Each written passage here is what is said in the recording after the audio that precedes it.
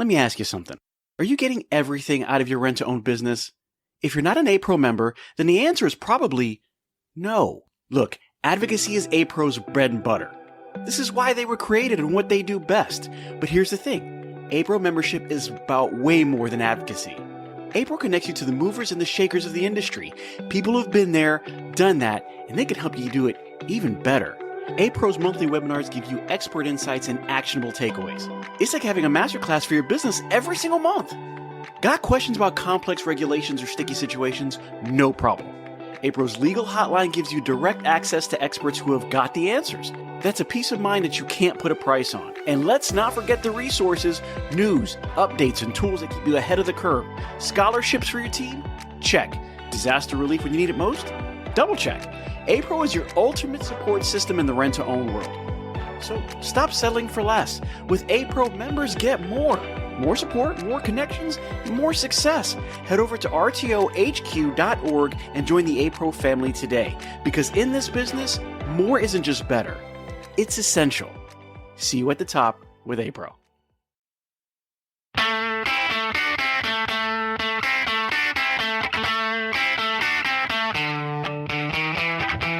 Hello and welcome to the RTO Show. I'm your host, Pete Shau, and today we are covering AI in your life in RTO World, Part 3.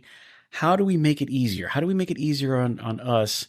And what exactly are we going to use AI for? Well, I have with me Daniel Hajduk. This is Part 3, and we're going to cover this. Vox Populi is a platinum sponsor for the show, and I couldn't think of a better person to kind of help us out with that. This is really what he does. This is where he dials into it, and we're going to start. Daniel, how do we use AI to make our rent-to-own lives easier? What is exactly that we can, now that we've kind of covered the introduction and what's already out there and what we can do, now, how do we utilize it? Now that we have these tools in front of us, teach me how to dig with the shovel, teach me how to saw with the blade. Like, what is it that we do to make our lives better in rent-to-own, and how do we make that happen? Well, in sales. It's where we started, honestly, with AI is using it in our sales. It's kind of mind-blowing at how much easier it can make it. Because again, we're not all sales geniuses, but there's no reason we all can't be or can't start somewhere, have a structure to it. I like the sound of that. I like the sound of that. So when you're talking about utilizing AI in sales, what's your go-to? Where do you think is a base start? For somebody who wants to get their AI to take off, I want to use it in sales, like you said. What do I do first? Where is an implementation stage that I can use AI to really kind of kick things off? Easiest thing to start doing is help you lay out scripts. I don't know how common it is for people to have just winging it when they have customers come into stores for different situations, and it's just dealer's choice of, I'm going to talk to them like this. And I don't know. Again, I don't know how prevalent that is, but it helps you with your scripts completely. Now, like we've said in other episodes, it can't do everything for you. And I don't want anyone going in there and say, give me a script to sell a washer and dryer, because you probably won't sell many washer and dryers because it's not going to work. It's not a one size fits all, but it can help you get started. And anyone that lacks creativity, lacks a starting point for an idea of how to sell something in a different scenario, that's where we could start using it. Well, I don't know if, and I know I've had this happen to me in rent-to-own, right? It's fortunate. And in an unfortunate situation, I'm right at my 20th year, right? Okay. And I remember when I first started, I had no idea of what I was doing. Yep. Now, I did start in a collection cycle, so there was a different way to do it because there are laws and there are things that I can and can't say. So I'm already fitting in this narrow lane, right? But when it came to sales, I was extremely nervous because I talked to my friends. I didn't talk to people that I didn't know. Yeah. I didn't understand, okay, I'm going to tell somebody. And my thought was, yeah, I know how to come to work. I know how to do what you're asking me to do, right? You tell me to move the sofa from here to there. You tell me to set this up. You tell me to deliver it. I can do all that. Yeah. But coming it off of my own mindset and becoming this person that can sell and be malleable, it took years for that. Sales scripts and sales idea. I actually learned how to sell over the phone because they would give me a script and say, listen, this is the scenario. And then they sit me down and say, okay, you're going to call me when I was completely embarrassed and you're going to try to sell me off of this script. And it did set me off in a way that I didn't know it would change my life. But the scripts were built, and they were also built by somebody who had probably done it for a long time. But if I'm new to this, I'm like, I've said before, I would love to own a rent-to-own company, or let's say I'm a new manager and I'm coming in and I'm trying to get my guys kind of dialed in. Well, we can't do a blanket statement. No. So how do you build a sales situation? And what would you say, okay, you have this, you have availability to this chat, or you have availability to build this through AI. What are some of the parameters that you would use to say this is going to create something where you can have somebody utilize it and get better results out of it? I would start with just informing it for what you are. So like if you had started your own store, your own brand, inform a chatbot, inform whatever you're going to use on what you are, what your brand is, the products you're selling, what your goals are, and everything. That's going to help you start off right. Okay. Because it's going to be able to target and pull what you're looking for versus, well, we mainly focus on furniture versus we mainly focus on appliances or something. Just a scenario. Okay, we're going to sell both, but our focus is here. Or if we're going to try to integrate something or have add-ons, tell that. Whatever your basis for how you operate is, give it that information and it can help you start laying it out. Some of the things that I might want to enter in is I want to create a 30-second ad or a 60-second ad based on whatever this case is, or I want to create a sales script based on Christmas, returning customer. I mean, how dialed in do you get when you say, hey, let's create a script? The more dialed in, the better. Like I said, AI only knows what it's fed. It's only going to give you what you give it. It's going to pull from what it knows, but it's not going to give you something. If you're asking, how do I turn left? It's not going to tell you how to turn right.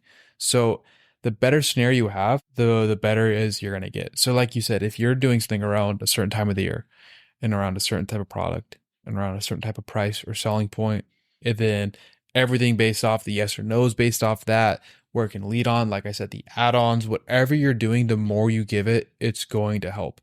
So if you want to do a Christmas related script, or, we have for Black Friday weekend, we are going to be pushing X, right? We want our guys to be focused on this when they are selling it, to not just go off and start talking about something else or focus on the clearance section. We want to be focused on pushing this washer and dryer set. How are we going to do that correctly in the sales cycle to handle the different things that come in when the customer says, well, I think I'm good right now, or I saw this deal there, or I'm just going to look at it later or something. How can it's going to be able to help you lay that out better. The more you give it, the better. AI is not good when you go broad for you. You can't just say, help me sell a washer and dryer, but help me sell on Black Friday weekend. And this is the scenario I'm dealing with.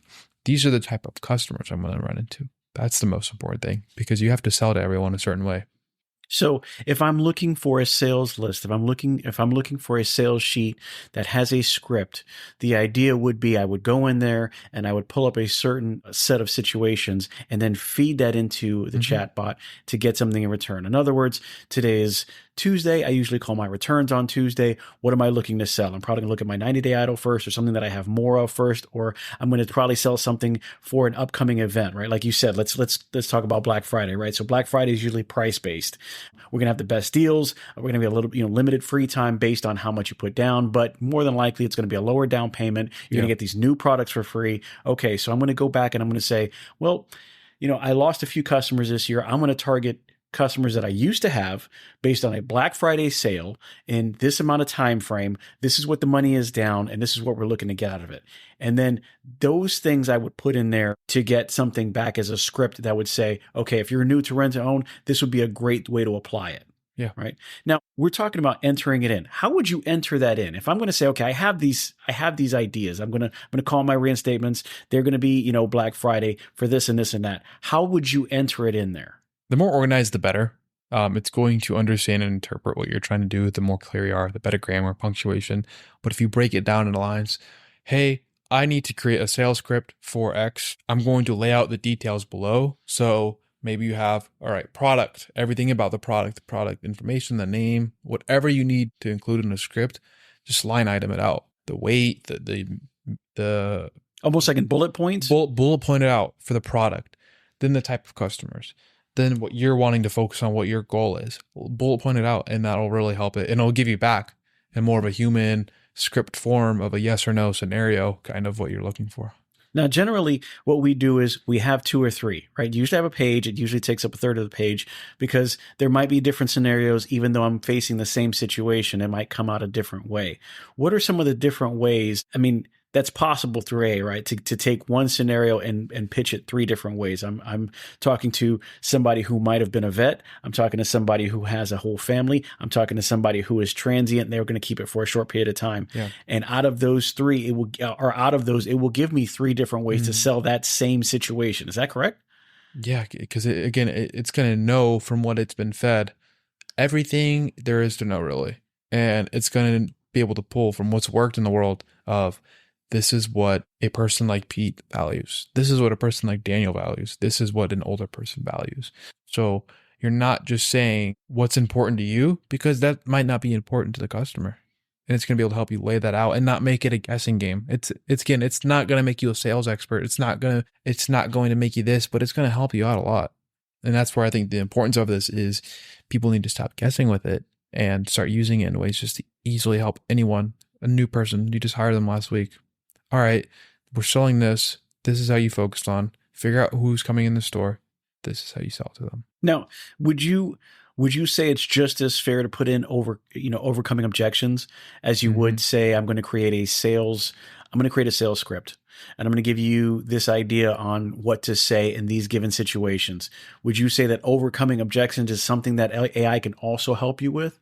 Yeah, I mean, it can help. Then you can pull up, what are some common objections customers have when they're buying a couch or when they're buying a new bed set? Why wouldn't they? Why would they say no? All right, this is why they would say no.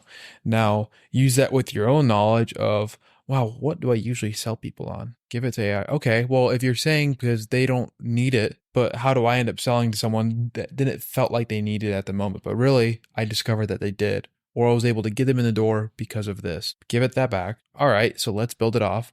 So you said some common objections to buying a new bed set is, I don't need one yet. It's too much money. It's not my style. All right, well, how do you usually handle that, Pete?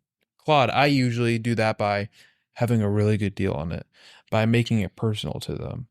I've sold one like this before and it worked before. Can you help me work that into a script for different scenarios?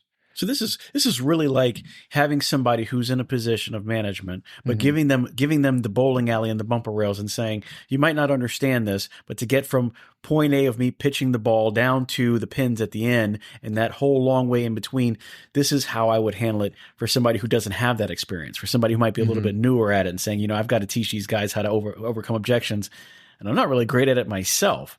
So let me take these parameters and put it into this system and get a lot of idea and feedback. Now, of course, you always got to look at it like, I'm probably not going to do every single thing that it tells me to do, right? We're going to feed it and we're going to get a recipe back. But I might want to add a little bit more salt and I might want to add a little bit more sugar.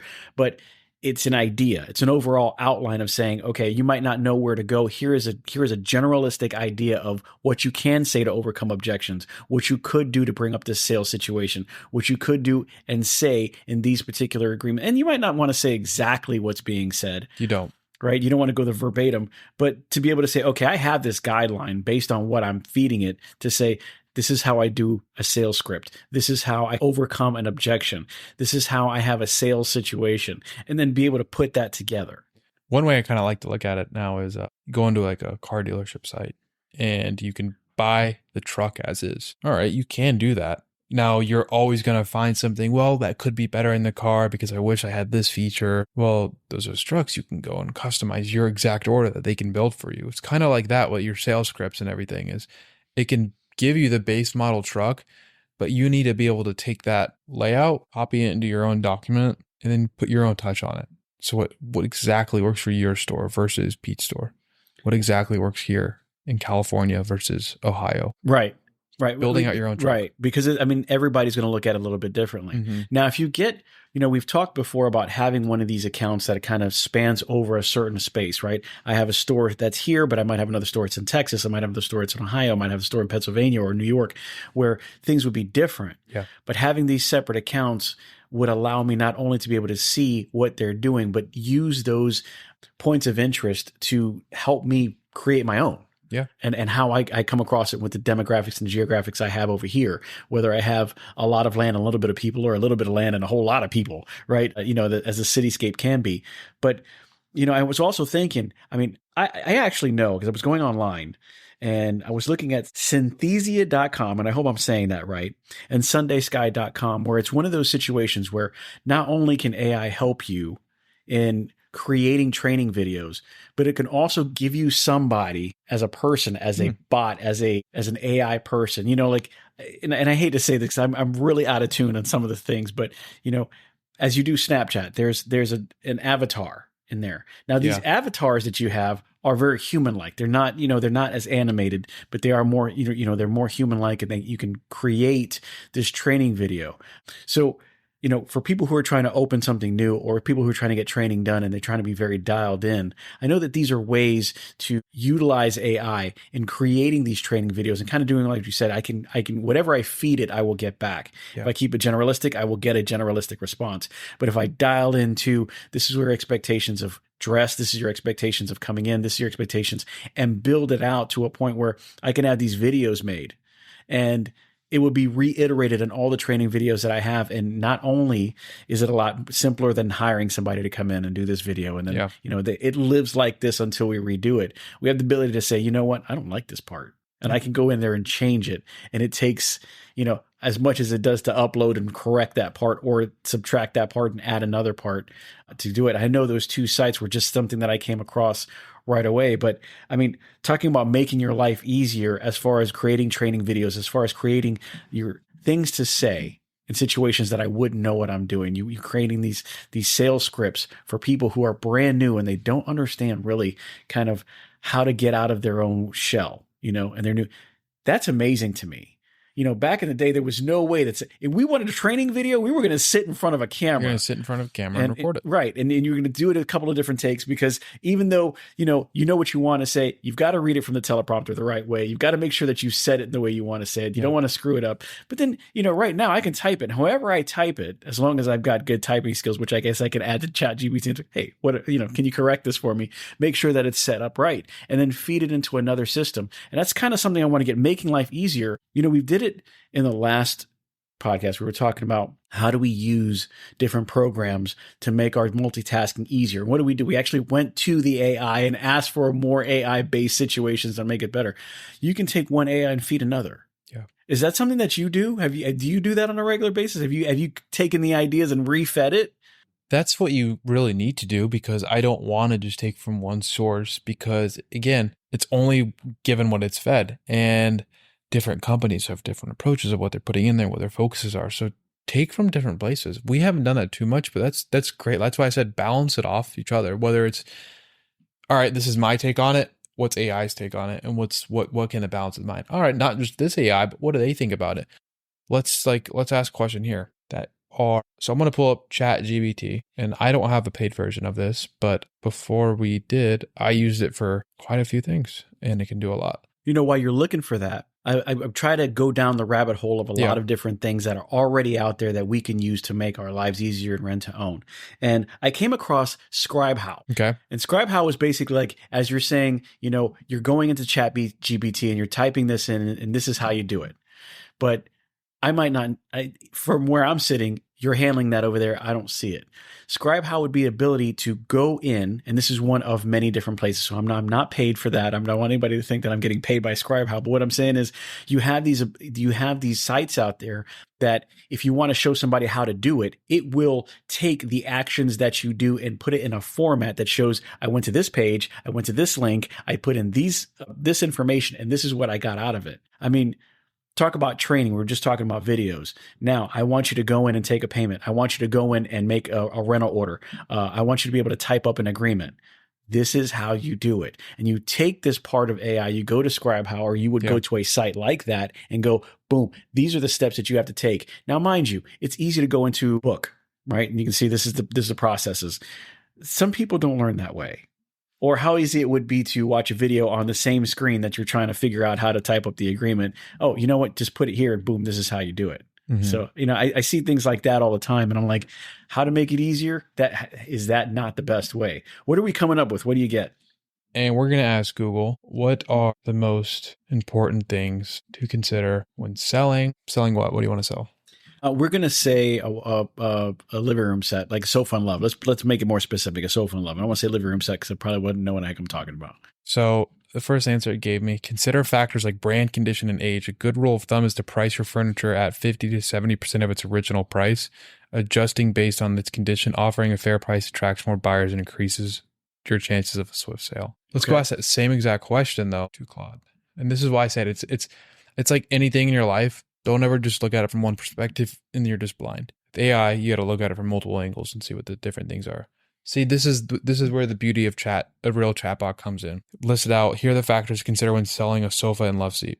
Price factors, and it broke down material quality, frame construction, brand reputation and warranty, current market price for similar sets, seasonal timing, customer needs, broke it down, technical specifications, broke it down, additional features. What would you like me to elaborate? So that's what I'm saying. It can go down to the fine. So that's the difference between a Chat GPT and a Claude. That was Google. I can't pull up, but that's what it pulled up for me. So I'm going to ask it, like we said, take what one says and give it to the other. So I'm going to give it exactly what Google gave me. So it's very nice. I'm curious to hear your perspectives on this. What factors do you think are most crucial in selling a sofa love suite from your experience working with customers, and what have you found? So it broke it down into that's an excellent and practical approach. I like how you focus on the key tangible factors that actually drive resale value. Let me build on your insights. So again, I started somewhere, and everyone has their own thoughts and opinions. It can build onto it. So you might know, well, I like to these sell well because everyone needs it at this time of the year. Well, why? Figure out the why. And that's what it can help you do. Figure out the why. That's a great statement. Because again, we're just, they always sell before these new things always sell before school goes back in the year. Well, why? Then break it down into why more. It's kind of goes into the square root of everything, or whatever you want to call it. The why is what we do it, right? The why is what we do. Another thing that I noticed is when we're going over these situations where how does it help me better? It can help me make videos. It can help me come up with sales scripts. It can help me figure out what time and what date would be better to sell what product, right? Yep. I think that this, I won't be able to sell snowmobiles in the middle of summer, and I won't be able to sell Christmas trees at the same time either. But then vice versa, when is the best time to sell a fireplace? Well, probably not on July 4th, right? It'd probably be, grills and other things. But then you can utilize that. And when we talked about it, off camera, we talked about AI being that office manager, almost like that side person, that help, that, that Robin to your Batman. Well, you don't have to do all the heavy lifting, but you'd have to do something to be here. Yeah. So, as we come across it, now I think we talked about it previously, but you're talking about work schedules. We can get it to do a work schedule. Figure out how to best utilize 40 hours on a productive week, or 45 hours, or how do I manipulate a holiday into that situation? How do I figure that out? I mean, when I think about all the different ways that it could make it easier, we just have to really utilize what's out there and then continually build on that, either by feeding it what we've already learned or feeding it from what it's telling us, but building up on that and, kind of giving it those, this is my experience from the situation. Now, when we're talking about AI and we're talking about experience, we're talking about, you had mentioned it in a previous podcast, how situations would be based on historic values. Normally this happens during this time of year. Normally that happens this time of year.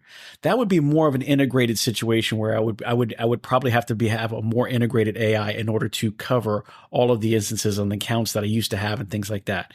But when we're talking about scheduling, we're talking about calendar events.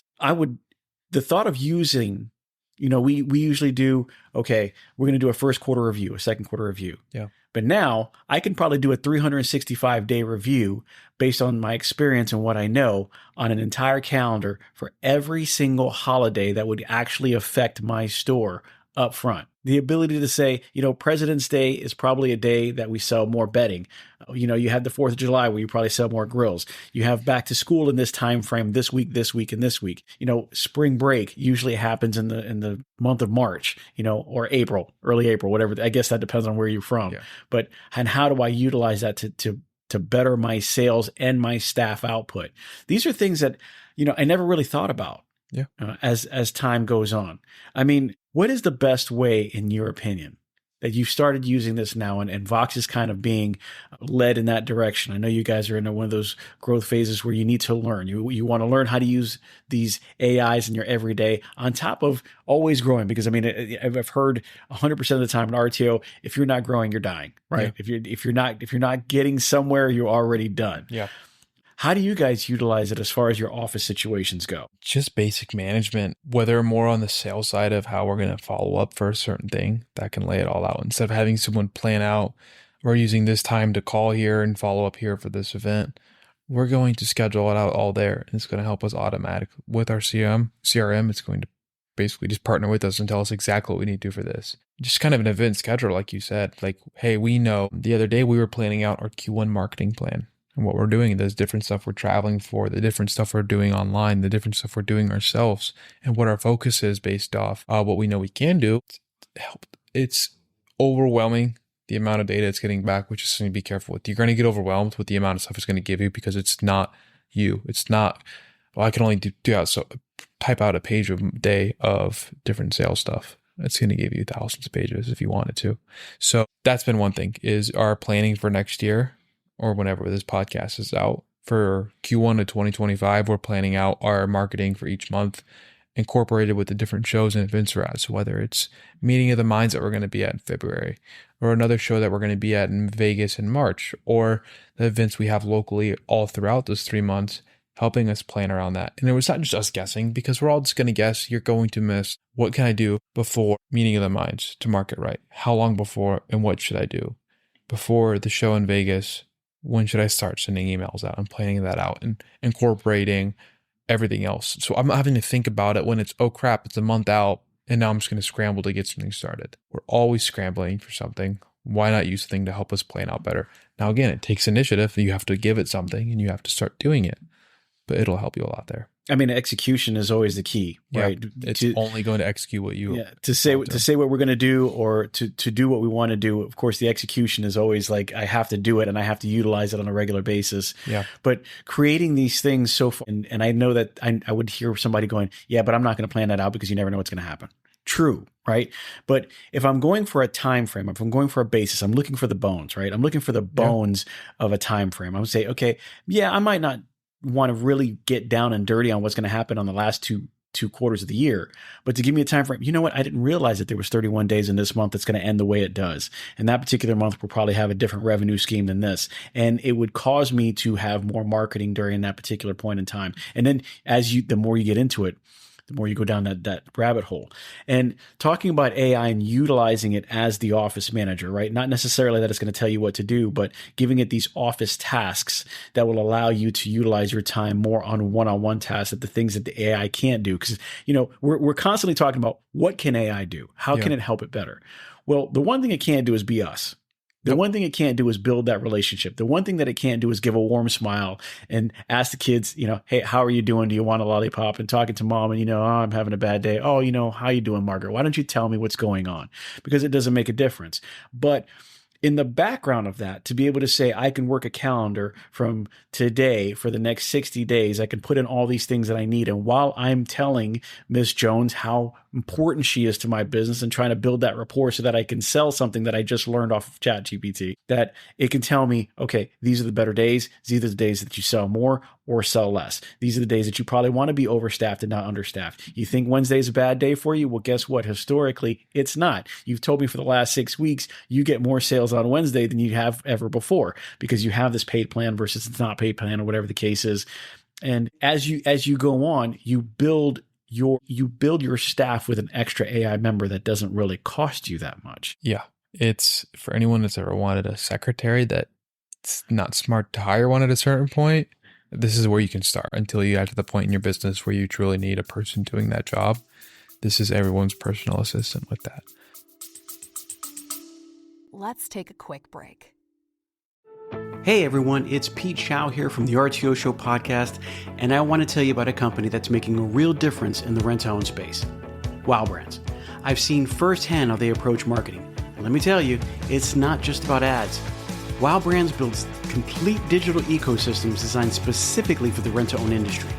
Their e-commerce and lead generation strategies are built to bring in qualified leads. And And did I mention that they are actively working with the rent-to-own industry while also being members of APRO and TRIB?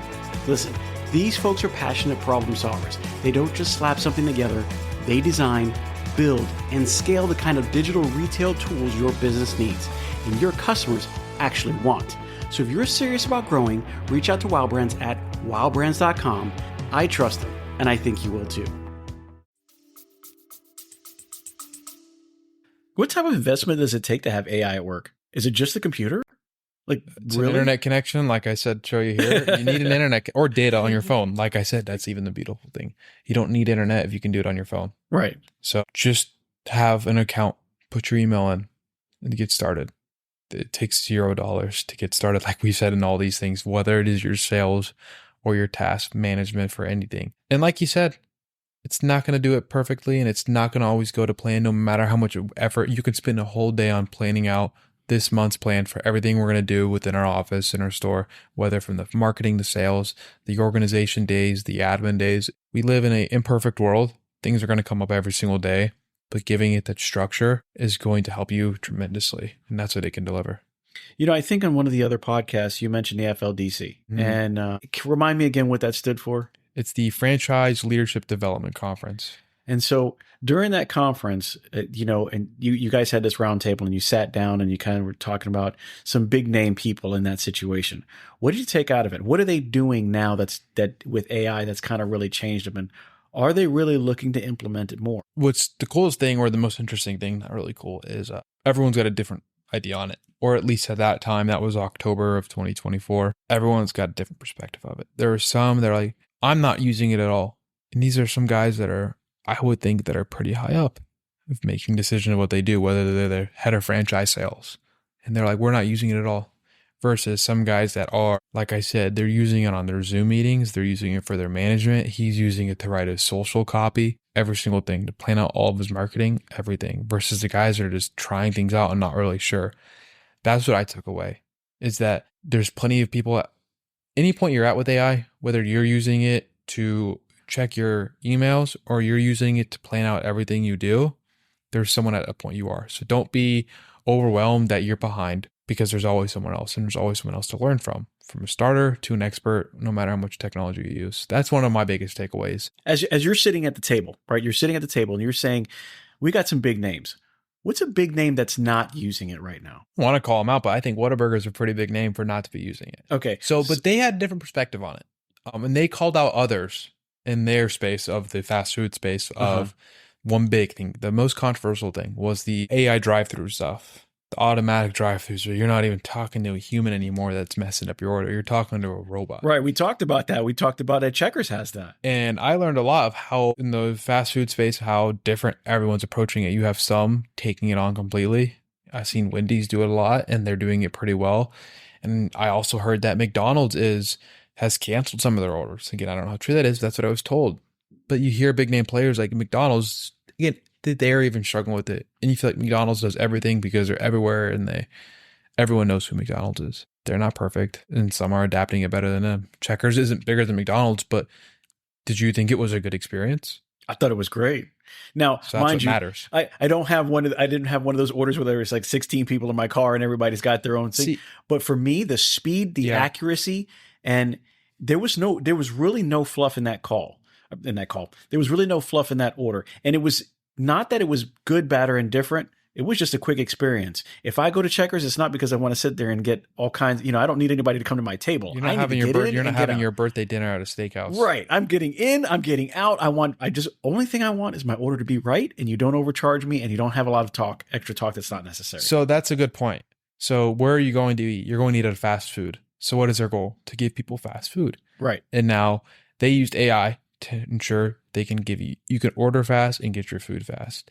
Now, people aren't using it as much in those ways if they can't figure out how to do that, and it's messing that up. So how can you use AI to deliver what you deliver, or you say that you deliver? That's how they're using it. Yeah, and I think it goes back to you have that office manager, that office secretary probably, would be a better term for it. Yeah. Like you said. And it's not to do everything. right? So we're giving you ideas on exactly what we think you can utilize it for, but it doesn't mean you need utilization in that area. No. Right? If you have it taken care of and you're good in that area, then use it for the areas that you don't have it. Right? Use it for an area where you're not prolific or you don't have somebody on there that can do that job very well, or in yourself. Right now, I might be able to do it, but today I can't because I'm either short staffed, somebody called out, there's something going on that needs my attention. AI can't solve a car accident that happened with my truck and somebody pulled out in front, and it's nobody's fault. It was just a bad accident. I've got to go out there. Well, there are things that I got to do that I need to catch up on. That day might be different than other days. So, the thought of utilization, when you say Whataburger didn't have it, but then I'm sure there are reasons why they don't.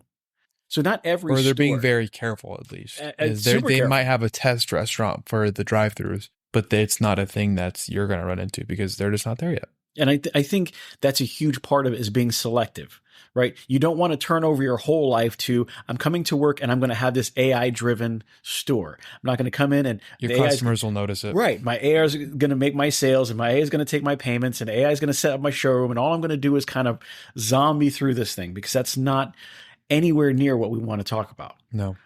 But we have to say that that's there. There is that issue where some people have backed off of it, and it's for good reason. Because you don't want to get stuck in that loop of that echo chamber of AI, AI, AI, AI, AI. And then I come to work one day and I'm like, I really don't know what to do unless somebody tells me what to do. Right. Then you're not delivering what you can. Exactly. But to utilize AI and in a way that will help you doesn't mean it's the same thing every single day. It's not this cookie cutter thing where every single day I need to do it exactly like this. And it's very possible to say, I have AI that I utilize in different ways because of the needs that I have of that day.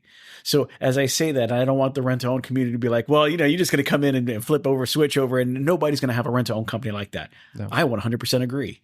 I don't think I'd want one.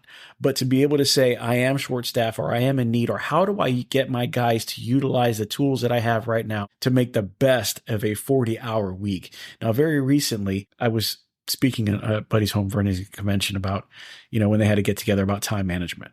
It was something that I had also pulled off talking about in one of the previous conventions in Rent to Own. Time management is huge. It's important. Why? Because in time management, Rent to Own has traditionally been a 48-hour or 45-hour business where they cut back. And we found out that in most cases, and not all, but in most cases, after the issue with what happened and the pandemic and everything that happened, a 40-hour work week was not only conducive to people being able to be home more and having a better work-life flow, but most jobs could be done in that time frame. Again, I'm not going to say all, but so then it pushes the term, how do we get the most out of our 40-hour week? Yeah. AI would make a big difference if I can use 1.25 or 1.5 of a person, right? That one person plus their helper, their AI helper, whether it's on their phone, whether it's scheduling, whether it's being able to say, I'm going to put these 17 different addresses in my map and find out the quickest, fastest way to get there. That's going to route me not only around time, distance, and accidents, but what makes sense. I'm going to go this way, go this way, this way. I'm not going to repeat and go around the same block 3 times. I'm not going to hit the same zip code all the time. Yeah. This is a one-way versus a two-way versus this is a paid highway. And all of a sudden, within 5 minutes, I have the best way to go that's going to save me 40 minutes of travel time. And so, and the thought of AI and how does it make it better? Well, the idea is you have to figure out how it's going to help you and then learn the different ways to make that happen. Now, I know in the last show, the A Pro show 2024 in Orlando, there were guys there that had this software that I think is also integratable with VersaRent that says, it's a drive map software where if you put in names and address and it can kind of pull from what you already have, I believe, I'm saying this very loosely, but you can enter a name and if it's already integrated, it will have add the current address and how to get there. And the more that you enter in, you can check off for delivery or service or whatever the case is, and it maps this out for you. Would I say that I would always utilize that? No, I would not always utilize that. There are days that we're going out for one TV and I only need one guy to do that and it'll take 30 minutes. But there are days where I have 4 deliveries, 2 services, and a pickup. And I've only got so much time. Yeah, and you can plan that out. And AI just does this great job of being able to do that. So on top of just making it easier, it's a tool. Yeah. And I think the best thing that we can always say about AI is, regardless if you're good at it, regardless if you know where to utilize it more or less, it's a learning tool. Just like anything that you have in front of you, the more you use it, the sharper you are at using it. Yeah. And I think that there is no way, shape, or form that we go in the next 5 years of rent to own and not utilize this tool. I mean, could you imagine not using it for Vox in the next year? If we took away all those tools, could you imagine what it would be like to not have those tools? Be blind. It's crazy. You said the horse and the carriage. Could you imagine going back to pulling, That's what people are doing. That's the whole being scared of something is we have all these inventions and things for a reason. There's people that invent things, not just to make more money and become rich or innovative. It is to truly make people's lives easier. Why do people do things? To make it either to solve a problem or because they simply just want something or they love something. That's why people buy things or create things, because they simply want to try something new or because they're in love with it. It's the same thing there. I mean, I know that we talk about a lot of outside retailers already using things. The reason that I talk about it now is because I feel like rent to own is always on that curve. Mm-hmm. We're always on the backside of the bell curve, and I don't mean anything that by that, it's just that rent to own has always been there.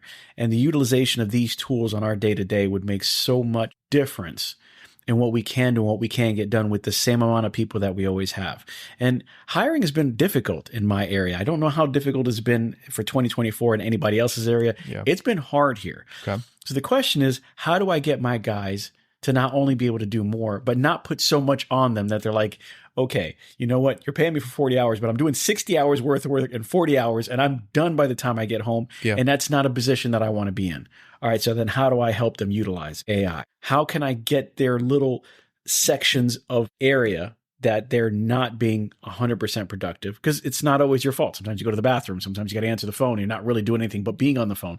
But that backs up the other hours that you have, because now I have to multitask a huge amount in this particular time frame because Ms. Jones had me on the phone for 30 minutes, whether it was productive or not, right? We're still building a relationship. And so how do we get those in-betweens to count for more? This is the only way I can think of. It's figuring out, are people, again, like I've told you, are people really just busy? Or are they actually working really hard? And that can help you solve that issue. We've run into one thing where we've had not seasonal pickups, but huge increases of certain areas at Vox where it's like, crap, do we need to hire more employees to help them with this? Or do we need to hire more of them? Do we need more delivery drivers and more trucks? Or do we just need more people helping load up the van at the end of the day? So the delivery driver isn't loading up the van for an hour or the truck for an hour. They're being able to load it up in 15 minutes. Then they can get out on their routes. Then they're not stuck out late or stuck on rush hour when they didn't want to leave. They're not agitated anymore because they were able to get in the truck, able to deliver, get back, do more deliveries. It's something like that. It's helping you figure out what you can do. And on that note of hiring, it's really good at laying out job descriptions. I've done it lately for a couple. And again, give it what you need because you want to make sure you're including the legal stuff, whatever your company things are, but rinse and repeat with job descriptions. That's another thing. So really figuring out what you need from an employee and laying that out in a bulleted PDF, it can do that really well. I mean, that's a great point because I completely didn't even think about that. But let me tell you, 2024 has brought its unique challenges. Yeah. Through and through. And one of them is hiring. Oh God. Yeah, it's been difficult for a lot of different reasons. And I'm not blaming or saying one thing or the next. We have a very difficult situation. People in rent to own do a lot. It's not that you can't learn it. It's that there's a lot. One day you might be in sales. One day you might be in collections. One day you might be on the road. One day you might be in management, and one day you might be doing all of the above in the same time frame. You learn how to communicate that right in what they see. And so being able to say that these are the duties and this is what's going on and have it said eloquently enough. Oh, it can make it sound like you are the president of the United States. Right. And so just be able to do that. I think that's the great part of AI is that there's no judgment in there. No. And it could give you, it's a storyteller. So again, like you want to make a delivery driver job or a collections manager job sound like the most important thing in the world. You can, or you want to make it sound like, hey, I want them to sound like they're the cool guy or whatever personality you want to give it. Put that into there and it'll give it. So it's communicating what you need to make. It's covering your bases, which is the most important thing, which I feel like hiring AI can give you that. Cover all your bases. This is everything I need to include in here. How can I communicate this to stand out? How can I make this sound fun, even if it's the most boring stuff in the world? Well, we're talking about all the aspects that we can change or have something non-personal, right? Somebody who's not a person do the heavy lifting, right?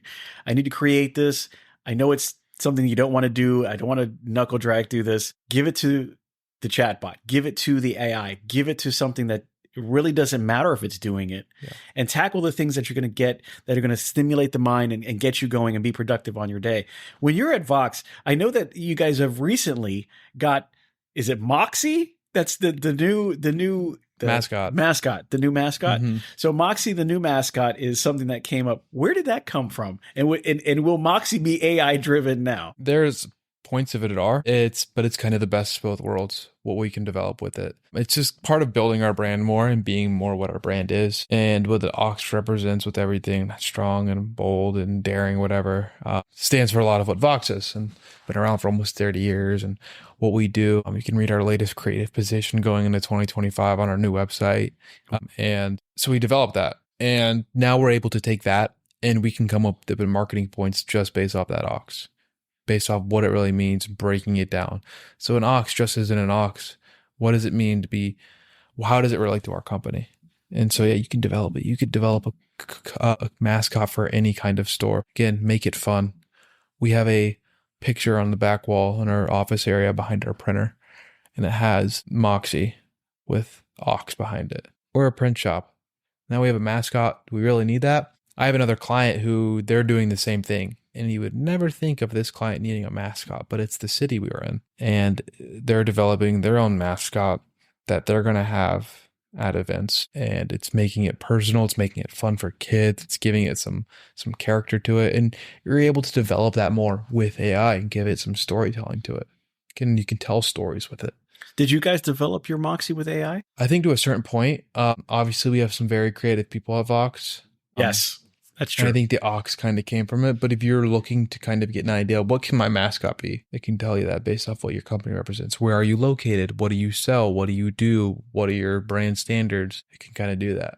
I mean, the reason I ask is because, we have these different times of the year that come up, Yeah. right? So you have St. Patrick's Day, and that, of course, is themed a certain way, and your 4th of July is themed a certain way, and, MLK Day is themed a certain way, and, Veterans Day is themed a certain way. And, I mean, we can literally take all these points and put it into a chatbot, so to speak, and come up with sales ideas for these weeks or days or months ahead of time, and how to utilize that point of interest to get sales or to get clicks or to get sales scripts out. I mean, the idea behind it is so big. Yeah. That I think, you had mentioned before on a different time, and I think we were off the podcast, but if it's not AI driven today, it will be AI driven tomorrow. Yeah. How do you as personally, do you feel like that's where everything's going? As much as you've been involved in AI now, and as you've seen the progression of Vox from going non-using to using it in your Zoom and using it at, Claude to kind of help you, is that a tangible statement there? It will become it, like everything else we use on a daily basis that once wasn't a thing, in my opinion.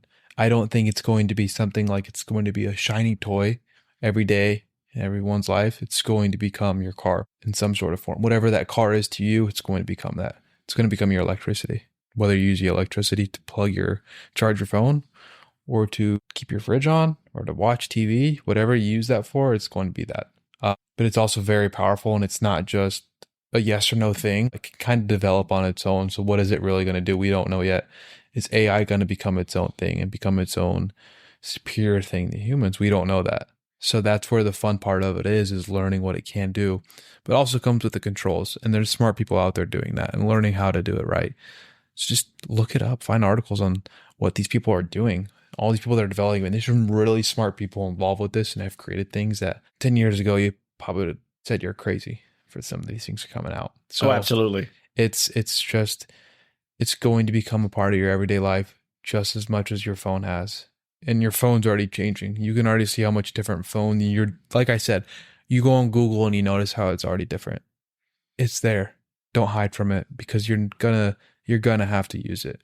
Now, I'm not saying it's gonna become your eyes, ears, mouth, and nose, but make it your glasses to help you see. Well, I think that it's a tool that we're going to continue to talk about, Yeah. It's a tool that we're going to continue to use. Guys, we appreciate you being on the show. I wanted you guys to know, again, make sure that you get the red shirts for your company. They are just doing everything they can to give back to our military, especially on deployment. So you can get your red shirt at voxpopuli.com. If you want to follow the RTO show and get series like this, absolutely find out about us. You can go to Facebook, Instagram, and LinkedIn. Find us on YouTube. And you can always hit me up at the show at Pete at the RTO Show Podcast. Don't be afraid to hit me up. If you have any questions for Daniel, you can always hit me up there, or you can reach out to him directly at voxpopuli.com and ask the questions that you really want to know. If we get enough of those, we can actually come back and readdress them again. And listen, this is a great thing. We are on part 3. Look out for part 4 coming to you soon. And I will tell you guys, as always, get your collections low, get your sales high. Have a great one.